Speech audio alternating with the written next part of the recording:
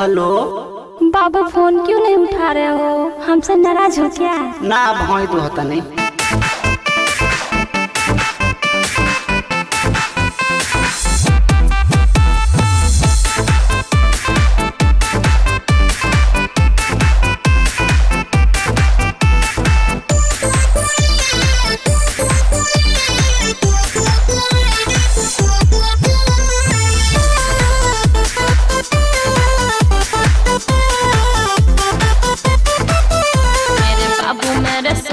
सताते हो, मिलने न हमसे आते हो।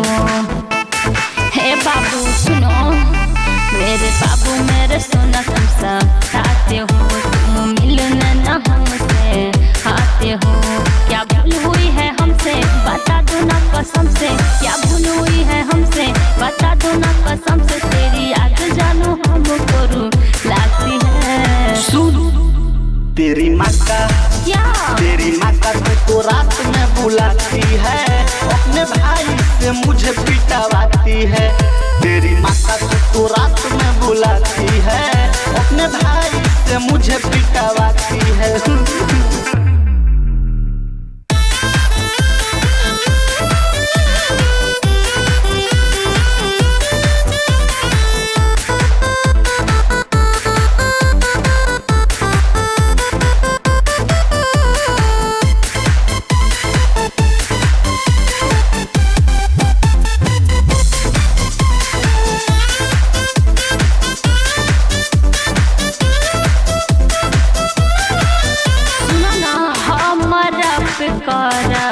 विश्वास जानू तोहरे बानी खास जानू हो।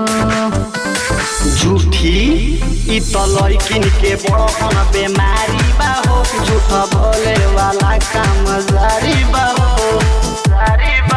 तू तो झूठो के लक्षण लगावा तारा, कहे रनिया के अपना रोवा तारा। तू तो मुझको पागल बनाती है।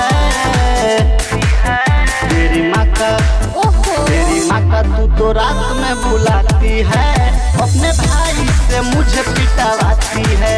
तेरी माँ का तू तो रात में बुलाती है, अपने भाई से मुझे पिटवाती है।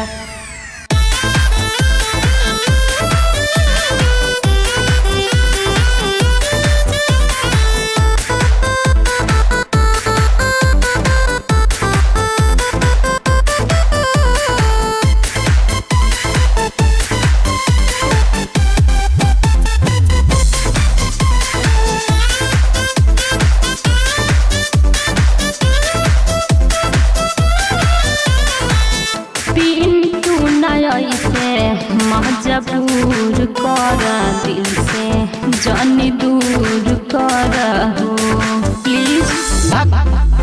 या तो दीपू दीवाना सब बुझ गइल रे, तोरा फेरा में रहते ही हो जूझ गइल रे।